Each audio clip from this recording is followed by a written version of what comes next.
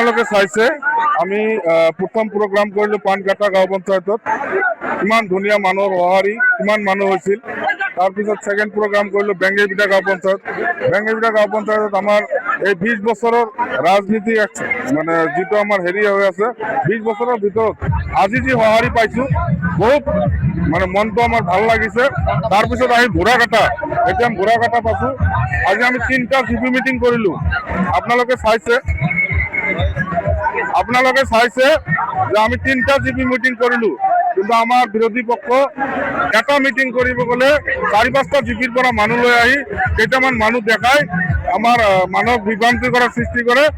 আমি আপোনালোকৰ যোগেদি মানকাছাৰ সমষ্টিৰ সকলো কংগ্ৰেছ প্ৰেমী ৰাইজক জনাইছোঁ যে আমি জিপি মিটিঙত ইমান মানুহ হৈছে আৰু যেতিয়া ZPC লেভেল দিম তেতিয়া সিহঁতে বহি পৰিব।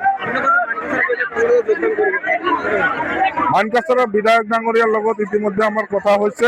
আপোনালোকে চাইছে মানকাছাৰৰ বিধায়ক ডাঙৰীয়াৰ লগত এক্স ডিষ্ট্ৰিক্ট প্ৰেচিডেণ্ট আমাৰ লগত ইতিমধ্যে আহিছে।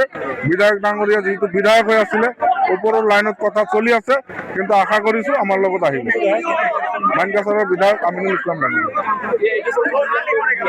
ARDFৰ মানুহবিলাক আপোনালোকে চাইছে, ডিষ্ট্ৰিক্ট প্ৰেচিডেণ্ট, ডিষ্ট্ৰিক্ট ছেক্ৰেটাৰী আৰু যিমান হেৰি আছে কৰ্মকৰ্তা আছে মণ্ডলৰ পৰা আদি কৰি 2-1জন বেলেগ ফালে গৈছে, 2-4জন যাবই, কিন্তু মেজৰ সংখ্যক 70% ARDFৰ বা 75% মানুহ আমাৰ ফালে কংগ্ৰেছৰ ফালে। NPPৰ সমৰ্থক মানে আমাৰ AIDFৰ সমৰ্থকবিলাকে NPP হৈছিল, সেই মানুহবিলাক গোটেইখিনি আমাৰ মাজত আহিছে, 2-4জন বেলেগ ফালে ঢাল খাইছে। নিৰ্বাচনী প্ৰচাৰ বিৰাট ভাল চলিছে। আজি আমি 2টা ঠাইত মিটিং কৰিলোঁ। ইয়াৰ আগতে পানকাটাত কৰিলোঁ, য'ত যথেষ্টখিনি মানুহ হৈছে। ইয়াতো আপোনালোকে দেখিলে যথেষ্টখিনি মানুহ হৈছে। জিপি লেভেলৰ মিটিং। আমি বিৰোধী দলৰ দৰে সমষ্টি লেভেলৰ পৰা মানুহ আনি এটা জিপিত নকৰোঁ। আমাৰ ইয়াত যিখিনি মিটিং হৈছে, ইয়াত অকল এই জিপিৰে মানুহ আছে। তো যথেষ্ট ভাল চলি আছে। যিটো ৰাইজৰ সঁহাৰি পাইছোঁ, বিৰাট ভাল লাগিছে। আৰু অহা দিনত যিটো ৰাইজৰ উৎসাহ দেখা গৈছে, দিনে দিনে আৰু বাঢ়ি আছে। গতিকে নিশ্চয়কৈ ইনশাল্লাহ ৰিজাল্ট ভাল হ'ব।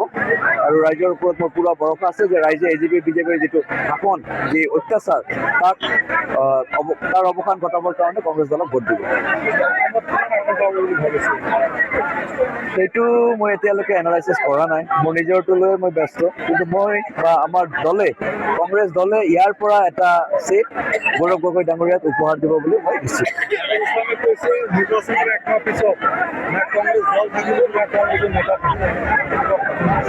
চাওক, ইয়াৰ আগতো বহু মানুহে কৈছিল, নৰেন্দ্ৰ মোদীয়ে কৈছিল, বহু মানুহে কৈছিল যে কংগ্ৰেছ মুক্ত ভাৰত লাগে, কিন্তু কংগ্ৰেছ মুক্ত ভাৰত কেতিয়াও হ'ব নোৱাৰে। কাৰণ কংগ্ৰেছটো হ'ল মানুহৰ মনত থকা দল। কংগ্ৰেছ দল এনেকুৱা যিটো সকলোৰে মনত আছে।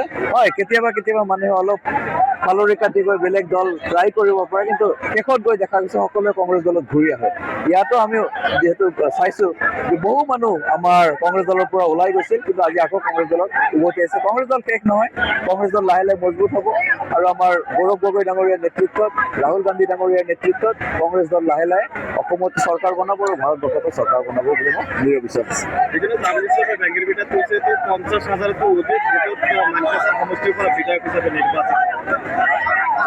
তেখেত বোধহয় দিবা স্বপ্ন দেখি আছে, দিনতে সপোন দেখা বুলি যিটো কয়।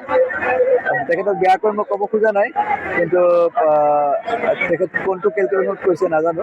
তেখেতৰ যিটো ফিল্ডৰ আজি পজিশ্যন আপোনালোকেও জানে, তেখেতৰ এটা মিটিং যদি জিপি লেভেলত কৰিব লাগে, গোটেই সমষ্টিক খবৰ দিব লগা হয়। গোটেই সমষ্টিৰ পৰা তেখেতে মানুহ আনিহে এটা জিপিত মিটিং কৰিব পাৰে। সেইকাৰণে তেখেতে কোনটো কেলকুলেশ্যনত কৈ আছে মই বুজি পোৱা নাই। যোৱাকালি মই কাকিৰ পৰা ZPC, তেখেতৰ হোম ZPCত গৈছিলোঁ। তাতে ৰাইজৰ যিটো সঁহাৰি পালোঁ, আৰু জাভেদ ইছলাম ডাঙৰীয়াৰ ওপৰত পাৰ্চনেলি নহয়, কিন্তু AGP BJPৰ ওপৰত মানুহৰ যিটো ক্ষোভ আছে, তেখেতে কি লেভেলত কেলকুলেশ্যন কৰিছে মই নাজানো, কিন্তু এই কথাটো ওলোটাহে একচুৱেলি। তেখেত মোৰ বোধেৰে কংগ্ৰেছে 50,000তকৈ অধিক ভোটত জিকিব লাগে।